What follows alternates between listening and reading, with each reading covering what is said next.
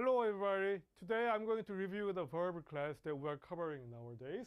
So we have these two sentences here.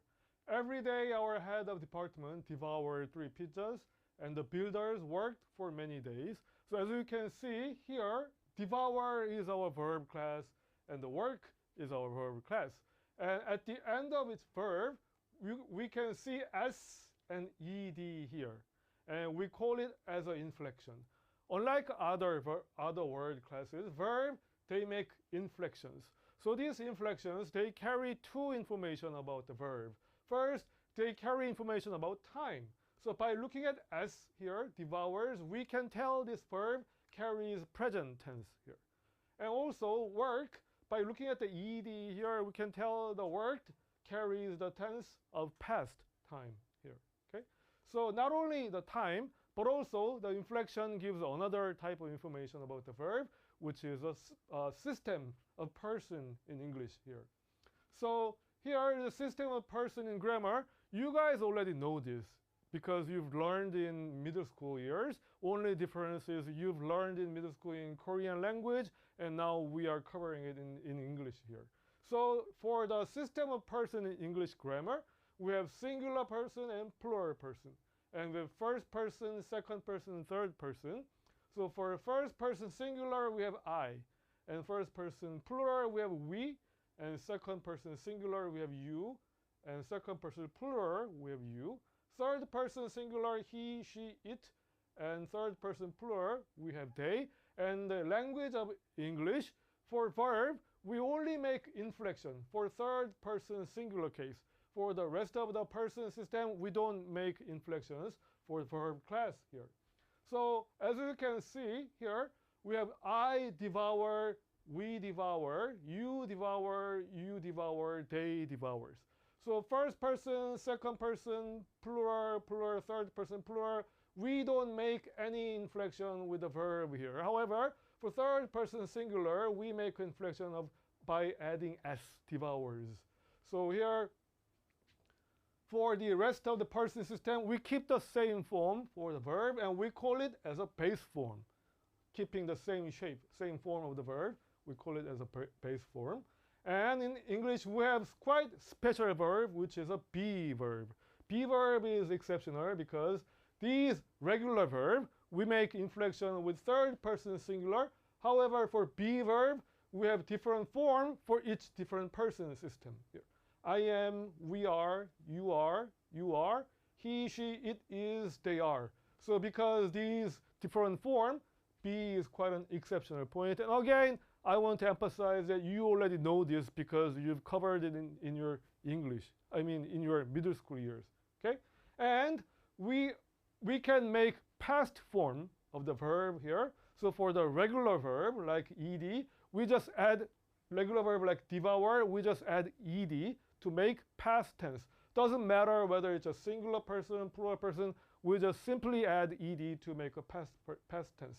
So I devoured, we devoured, you devoured, you devoured, he, she, it devoured, they devoured. So all these are past tense.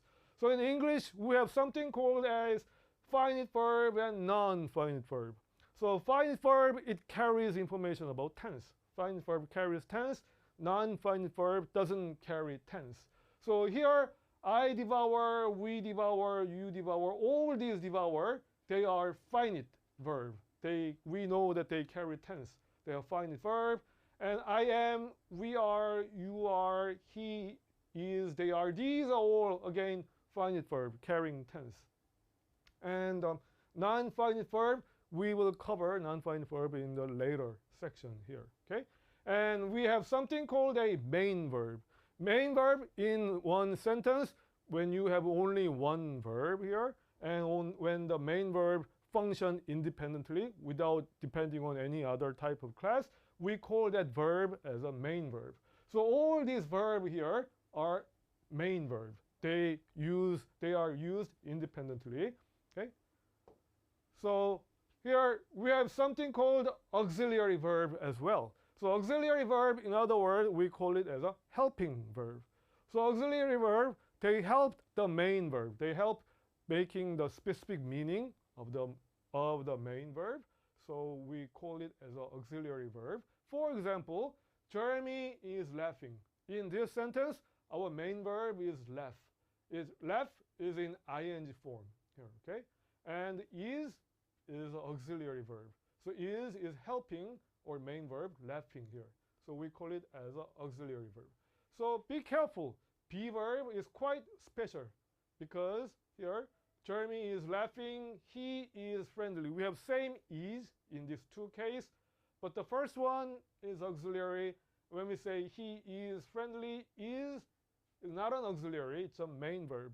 Because as you can see, is the only verb here in this case, so it cannot be an auxiliary verb. In order to be auxiliary verb, you need another type of verb here, and you can function as auxiliary.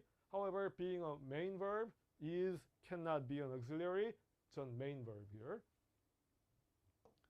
So we'll talk about auxiliary verb, kind of auxiliary verb more precisely here. So we have 4 types of auxiliaries. We have modal auxiliaries, aspectual auxiliaries, passive auxiliary, dummy auxiliary here. So first off with the modal auxiliaries. So the modal auxiliaries, overall, they have their modal meaning, okay?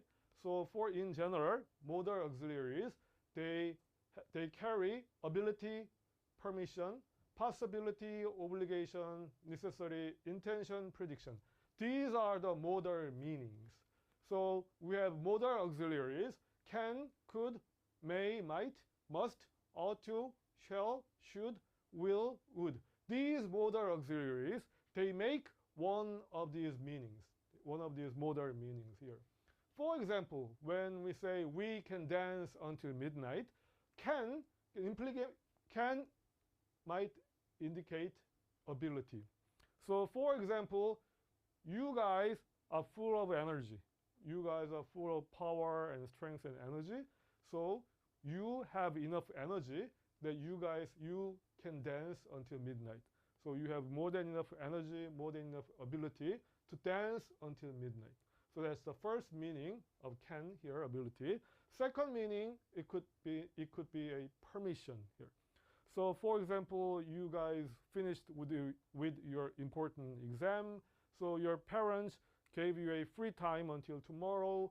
In that case, you can say, oh, we can dance until midnight. We have a permission from our parents to have a free time until tomorrow, so we can dance until midnight. So here can indicates the permission here. Also, you may take 2 courses if you wish. So may is a modal verb. May also indicates the permission. So maybe, for example, if your school can say, oh, if you wish, if you want, you may take 2 courses. So we are talking about permission here, may. And you must comply with regulations. Must indicates obligation or duty. So for example, as a good citizen, as a good virtuous citizen, you must comply with the regulations. You must obey the rules. You must obey the regulations. So here must indicate obligation or duty. And they really ought to live. So ought to here, it means the necessity. For example, they are having an important meeting. They will have an important meeting. So I'm sorry. For example, we will have important meeting in this room. So they really ought to leave because we will have important meeting here in this room. They need to leave. They ought to leave. So ought to here indicate necessary. Okay? And we shall write to you as soon as possible. Shall also indicate futurity. So for example, we will travel to Europe tomorrow, and your friends are quite worried that they might not be able to talk to you anymore. So you can say in this case, oh, don't worry, my friend. We shall write to you as soon as possible. Once we arrived in Europe, we shall write you as soon as possible. So shall indicates futurity. And he will survive. So will also indicates prediction. So for example, I have a friend whose name is Mike. And Mike is a very strong, resilient person. Unfortunately, Mike ended up being in the desert area. And in that case, I can say, oh, he will survive. I'm sure Mike will survive. He will survive because he's a strong, resilient person. So you make a prediction about the future saying he will survive. So will indicates prediction. So overall, the modal auxiliaries, they don't combine the meaning of present tense. Rather, all these modal auxiliaries, they talk something about the future. Okay? With slightly different meaning, all these modal auxiliaries function to tell something about the future here. Okay? And we have aspectual auxiliaries. So be and have are the sample examples of aspectual auxiliaries. So aspectual auxiliaries, they talk about the point of view of verb in time here. So for example, aspectual auxiliaries, they combine two meanings, like progressive aspect or perfect aspect here. So when we say these students are always complaining, we have aspectual auxiliary are here. So it indicates the student, they are complaining, but their action of complain is not just a one-time action. No. The are verb explains that student, they continue the action of complaining. They are complaining over the stretch of time. So this be verb, aspectual be verb, talking about the duration of time, over a stretch of time here. Okay? And also, so this is a progressive aspect, are here. Shelley has broken 2 wine glasses. Has broken. Has broken is a perfect aspect. So here we have aspectual auxiliary has here. So we use present perfect aspect when the event take place in the past and has still a current importance, still has current relevance. We can use a present perfect aspect here. Okay? So Shelley has broken 2 wine glasses. So in other words, Shelley broke her 2 wine glasses in the past, and she didn't clean it up. So when she goes home tonight, still there is a wine glass laying over the floor of Shelley's home. So this broken piece of wine glass is still impacting Shelley. In that case, we can use present perfect aspect. Event occurred in the past, however, it's still impacting the current situation. We use present perfect aspect here. So here, Shelley broke 2 wine glasses last month, which is a past tense, and Shelley has broken 2 wine glasses, present perfect aspect here. So the focus of past tense is when. So here when we say Shelley broke 2 wine glasses last month, our focus, our point of focus is when the wine was broken, so last month.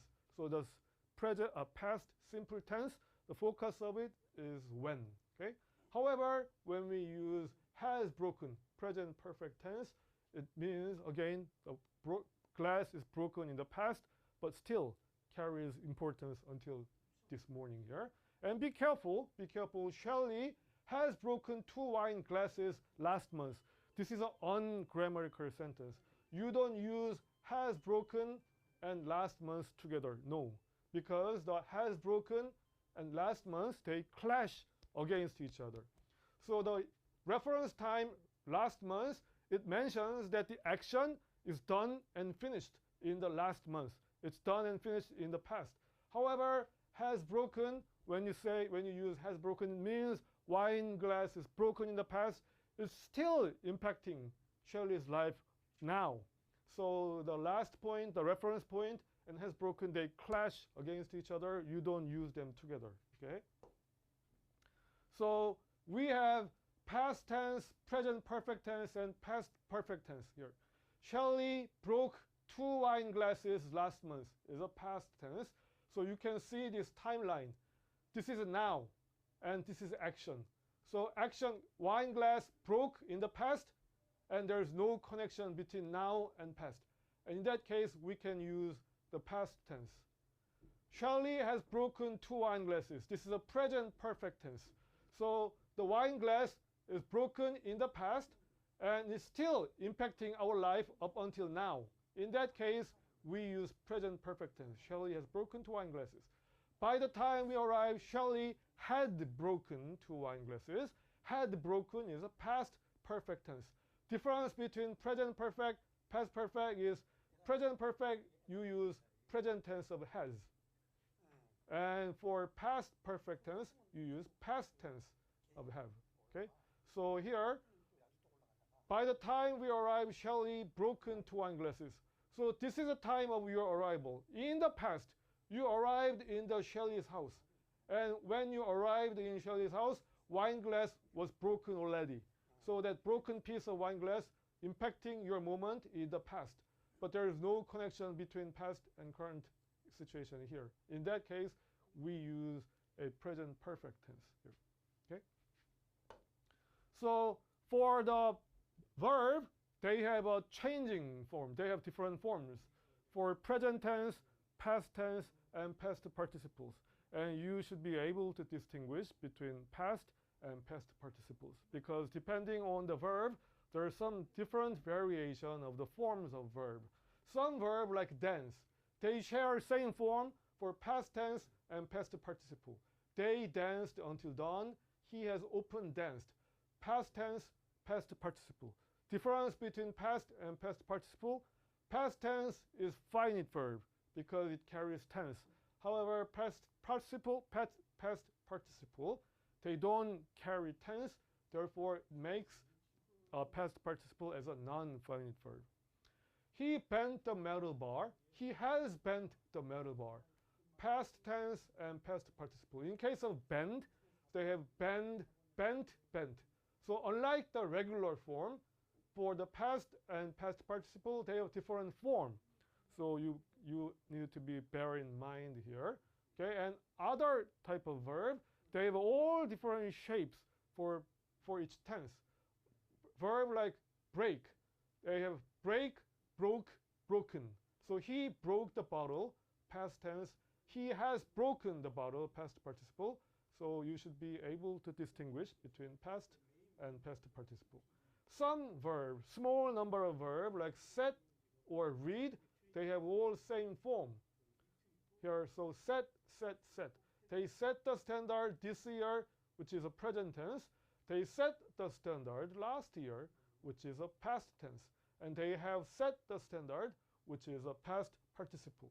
So please bear in mind that depending on what kind of verb we're talking about, they have same forms or different form for past and past participle. So please be aware of this, okay?